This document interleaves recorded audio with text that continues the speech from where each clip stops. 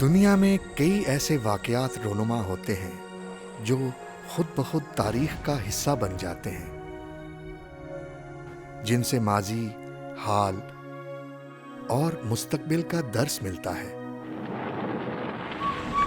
ایسے ہی واقعات میں ایک تقسیم ہند میں مسلمانوں کی ہجرت ہے۔ صدیوں تک ساتھ رہنے اور ایک دوسرے کی خوشی غم میں شرکت کرنے والے پلک جھپکتے ہی جان کے دشمن بن گئے۔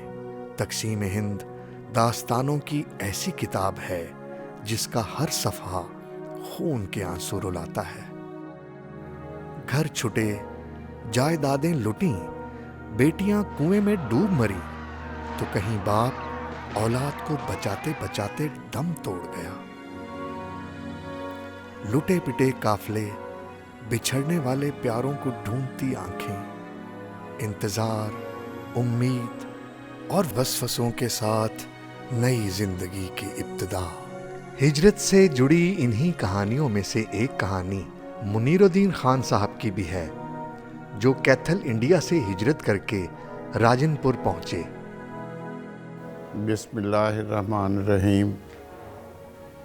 میرا نام منیر الدین خان ہے۔ ہم لوگ انڈیا سے مائیگریٹ کر کے پاکستان آئے تھے۔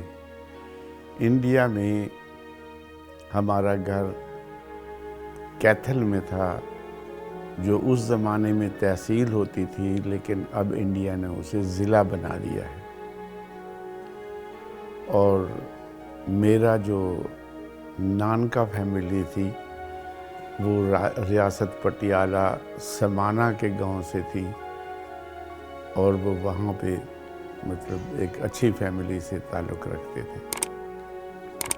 پاکستان آ کر ہم لوگ ضلع راجن پور میں سیٹل ہو گئے، اور اس کے بعد میں نے تعلیم بھی وہیں فاضل پور ہائی اسکول سے حاصل کی۔ اس کے بعد میں نوکری کے سلسلے میں ملتان آ گیا، اور پھر ہماری فیملی تقریباً ملتان میں ہی سیٹل ہو گئی۔ میرے والد صاحب کیتھل میں رہتے تھے، اور وہاں پہ وہ ایگریکلچر کی جو فصلات اس علاقے کی تھی، بارانی فصلات تھیں، وہ کاشت کیا کرتے تھے۔ میرے ننیال ریاست پٹیالہ میں ایک شہر سمانہ تھا، وہاں سے تھے، اور ان کا تعلق سروس میں تھا۔ سروس تھی، وہ جو نواب آف پٹیالہ تھے ان کے فائنانس کے کنٹرولر تھے۔ کیتھل میں زیادہ آبادی مسلمانوں کی تھی، اور کچھ گھر کیتھل کے باہر آپ کہہ لیں کہ اس میں ہندو اور سکھ تھے، لیکن وہ لوگ مسلمانوں سے بہت ڈرتے تھے، اور وہ کوئی جھگڑا، کوئی ایسی چیز کرنے کے لیے تیار نہیں ہوتے تھے، کیونکہ مسلمان یہ کہتے تھے اگر ہم زندہ رہے وہ تو اپنی جگہ پر ہے، اگر ہم اس میں شہید بھی ہو گئے تو ہمیں شہادت کا بھی رتبہ ملے گا۔ اس وجہ سے وہ مسلمانوں سے بہت ڈرتے تھے، اور سب کچھ ہونے کے باوجود انہیں یہ جرأت نہیں ہوئی کہ وہاں کی مسلمان آبادی کو کچھ کہہ سکیں۔ اور اس وقت جو مجھے یاد ہے تھوڑا تھوڑا کہ وہاں سے ٹرین چلی اور بخیریت وہ لاہور پہنچ گئی۔ 1940 میں جب قائد اعظم نے پاکستان کی تحریک شروع کی، تو وہاں پہ ہمارے شہر میں بھی اور اس کے ارد گرد بھی جتنے مسلمان تھے وہ سب قائد اعظم کی فیور میں نعرے لگاتے تھے، ان کا ذکر کرتے تھے اور ان کو سپورٹ کرتے تھے۔ اس طرح پاکستان کی تحریک میں تقریباً سب مسلمان جو تھے وہ قائد اعظم کے ساتھ تھے، اور وہ قائد اعظم کو ہر طرح سے سپورٹ کرتے تھے۔ جب لوگ پاکستان بنا تو وہاں سے مائیگریٹ کر کے پاکستان کے ایریا میں آئے تو ہم لوگ کیتھل سے ملتان آ گئے۔ 1940 میں جب لاہور میں جلسہ ہوا تو میرے چچا وہ اس جلسے میں اسپیشلی کیتھل سے لاہور آئے تھے، اور انہوں نے اس وقت قائد اعظم کے ساتھ بھی ملاقات کی اور قائد اعظم کو اپنی سپورٹ کا پورا یقین دلایا۔ میرے جو سسر صاحب تھے اس میں نہ صرف ایکٹیو تھے، بہت ایکٹیو تھے، وہ اس میں بہت ایکٹیو تھے۔ میری جو امی تھی ان کی رشتہ داری لیاقت علی خان سے بھی تھی، لیکن پھر بعد میں جیسے دور فصلیں ہو جاتی ہیں، فاصلے بڑھ جاتے ہیں، تو پھر وہ آہستہ آہستہ ہم علیحدہ ہوتے چلے گئے۔ یہ 3 بندے تھے، ایک نواب لیاقت علی کا خاندان، ایک میرے نانا کا خاندان، اور ایک حیدرآباد دکن کے جو نواب تھے ان کا خاندان۔ یہ تینوں ایک ہی فیملی سے 3 برانچز میں پھر بٹ گئے۔ جب پارٹیشن سے کچھ عرصہ پہلے لوگوں میں ایک جذبہ اور ایک تحریک خود بخود پیدا ہو رہی تھی کہ اور ان کا ایک فکرہ تھا کہ لے کر رہیں گے پاکستان، لے کر رہیں گے پاکستان، بن کے رہے گا پاکستان۔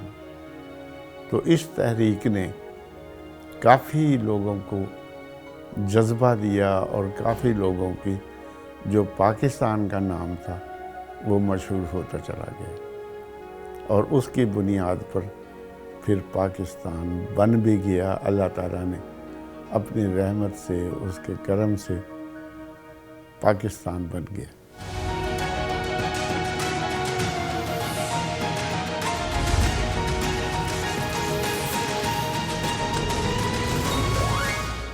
جب سمجھو یہ تحریک چلی تو اس وقت میرے ماموں ریاست پٹیالہ کے جو نواب تھے ان کے پاس ان کے فائنانس کے انچارج تھے، تو میرے نانا انہیں لینے کے لیے گئے، تو جس کے گھر ٹھہرے جو ان کا دوست تھا وہی ان کا دشمن بن گیا، اور باپ بیٹے کو انہوں نے وہیں شہید کر دیا۔ وہ ہندو دوست کے گھر ٹھہرے تھے، اور وہی دوست ان دنوں میں مسلمانوں کے کہہ لیں آپ دشمن بن گئے، اور انہوں نے مسلمانوں کو شہید کرنا شروع کر دیا۔ اس کے علاوہ ہمیں رات کو کہا گیا کہ چلنے کی تیاری کریں، اور ہمیں راتوں رات اسٹیشن میں پہنچا دیا گیا، اور وہاں سے ہمیں ٹرین میں بٹھا دیا۔ ٹرین سے آپ کہہ لیں کہ کیتھل سے لاہور تک بڑا احتیاط، اور جو اس وقت آرمی تھی، جو سپاہی تھے، پولیس تھی، انہوں نے اس ٹرین کی بڑی حفاظت کی۔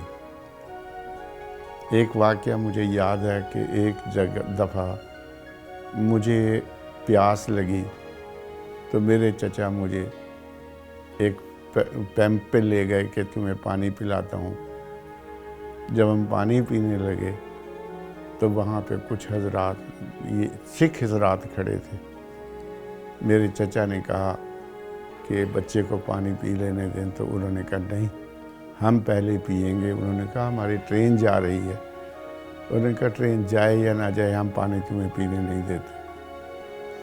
میرے چچا کو غصہ آیا، لیکن فوراً ہی پاکستان آرمی کا کوئی آدمی آیا، اس نے کہا نہیں، جھگڑا نہ کریں، میں آپ کو پانی دیتا ہوں۔ تو وہ ہمیں ٹرین میں لے آیا، وہاں آ کے اس نے ہمیں پانی پلایا۔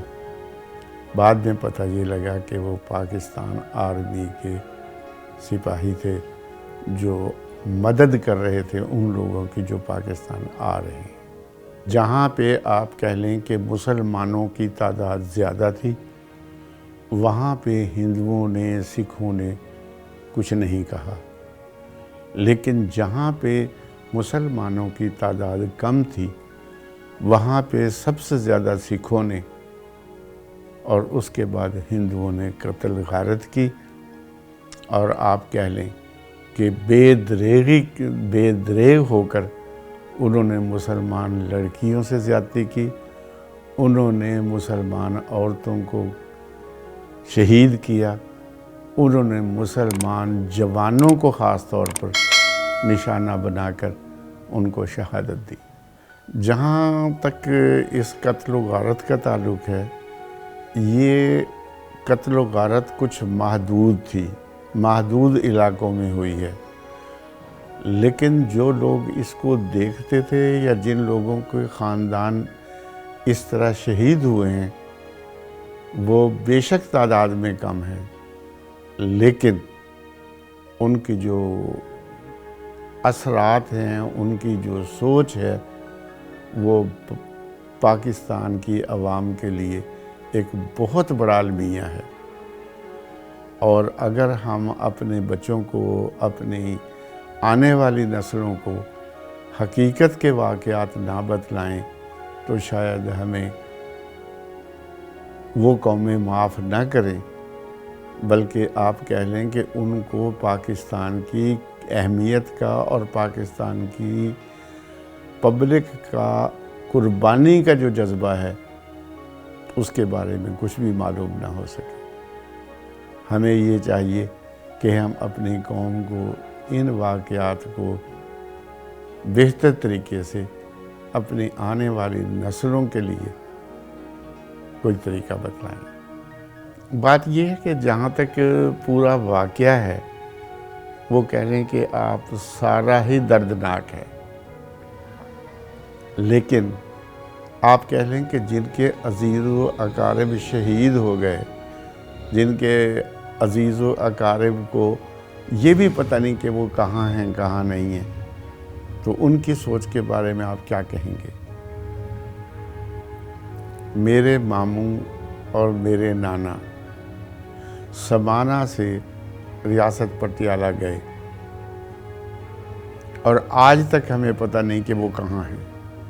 کتنی قربانی پاکستان کے بننے کے لیے آپ کہہ لیں کہ اس علاقے کے لوگوں نے دی ہے، اس کی مثال شاید دنیا میں کہیں مل سکے۔ جو لوگ وہاں سے آئے ہیں جائیدادیں چھوڑ کر، جو لوگ آئے ہیں اپنے فیملی ممبرز کو چھوڑ کر، جن کو راستے میں شہید کر دیا گیا، تو ان کا دل تو انہی کو ہی مطلب کہ اندازہ ہو سکتا ہے یا پتہ لگ سکتا ہے۔ لیکن پاکستان بننے میں مختصر الفاظ میں یہ کہا جا سکتا ہے کہ پاکستان کو بنانے میں قربانی بہت زیادہ دی گئی ہے۔ جب لاہور ہم پہنچے ہیں تو اس وقت جو کہہ لیں ہمارے لیڈر تھے، ان کا ایک فکرہ تھا کہ جہاں گورنمنٹ لے جائے گی ہم وہیں جائیں گے۔ کچھ لوگ لاہور اتر گئے، لیکن باقی ٹرین جو تھی وہ آپ کہہ لیں مظفر گڑھ چلی گئی۔ مظفر گڑھ جانے کے بعد وہاں پہ ہمیں ایک ہاسپٹل میں رکھا گیا جس کا لان تھا، درخت تھے اور اس میں پڑے تھے۔ وہاں سے پھر بسیں آئی اور وہ لے کر ہمیں آگے چلی گئی ڈی جی خان، اور ڈی جی خان سے آگے فاضل پور، راجن پور۔ تو جہاں جس کا دل چاہا وہ اترتا چلا گیا اور اپنے جو مکان ملا اس پہ قبضہ کر لیا یا اس میں رہنے لگ گیا۔ تو مجھے ایک مطلب مکان جو تھا، جب ہم وہاں گئے تو اس میں جو ہندوؤں کے پیسوں کے ریکارڈ تھے، بے شمار کتابیں پڑھی تھی کہ، اور کہنا یہ تھا کہ وہ یہ کہہ کر گئے ہیں کہ ہم آئیں گے اور یہ پیسے آپ لوگوں سے وصول کریں گے۔ تو اندازہ یہ تھا ان لوگوں کا بھی جو یہ ادھر سے گئے ہیں کہ ہم واپس آئیں گے، اور جو لوگ ادھر آئے تھے وہ بھی سوچ رہے تھے کہ شاید ہم واپس جائیں، لیکن ابھی تک کوئی ایسے آثار نظر نہیں آتے۔ چند لوگ ایسے ہیں جو اپنے پرانے علاقے میں جاتے ہیں، پاکستان کے بھی اور ہندوستان کے بھی ادھر آتے ہیں، لیکن لیمیٹڈ لوگ ہیں، کچھ کی واقفیت نہیں ہے، کچھ کا سلسلہ آگے نہیں بڑھا ہے، نہیں چل رہا ہے، لیکن کچھ لوگ ہیں جن کا ان کے ساتھ تعلق، ان کے ساتھ سارا سلسلہ چلتا ہے۔ دیکھیں سر، جہاں تک آج کل کے جوان کا تعلق ہے، میرے خیال میں یہ ہے کہ ان کو ایک اسپیشل سبجیکٹ پڑھایا جائے، ان کو یونیورسٹیز میں، ان کو کالجز میں باقاعدہ طور پہ اس کی تمام ڈیٹیلز پڑھائی اور سمجھائی جائیں، تاکہ ان کو پاکستان کی قدر محسوس ہو۔ جب آج آپ دیکھیں ہندوستان میں کوئی بھی حرکت ہو تو ان کا ساری حرکت کا زور مسلمانوں پر ہوتا ہے، وہ سب سے زیادہ مسلمانوں کی آبادی کو نقصان پہنچاتے ہیں، وہ سب سے زیادہ کوشش یہ کرتے ہیں کہ مسلمانوں کو ہم تعداد میں کم کریں، ان کی ویسے اکثریت کو ختم کریں۔ لیکن اللہ کا شکر ہے کہ پاکستان میں کوئی ایسی تحریک نہیں چلتی کہ جس میں کسی بھی اقلیت کو، چاہے وہ ہندو ہیں چاہے وہ عیسائی ہیں، کہ ان کو نقصان پہنچایا جائے، بلکہ کئی جگہ تو میں نے سنا ہے کہ باقاعدہ ان کی حفاظت کی جاتی ہے، اور وہ یہ تسلیم کرتے ہیں کہ ایسے وقتوں میں مسلمان ہماری حفاظت کرتے ہیں۔ تو ایکچول تو یہ ہے میرے خیال میں کہ ہمیں دونوں طرف سے کچھ مل کر کام کرنا چاہیے اور مل کر جو ہے نا چلنا چاہیے۔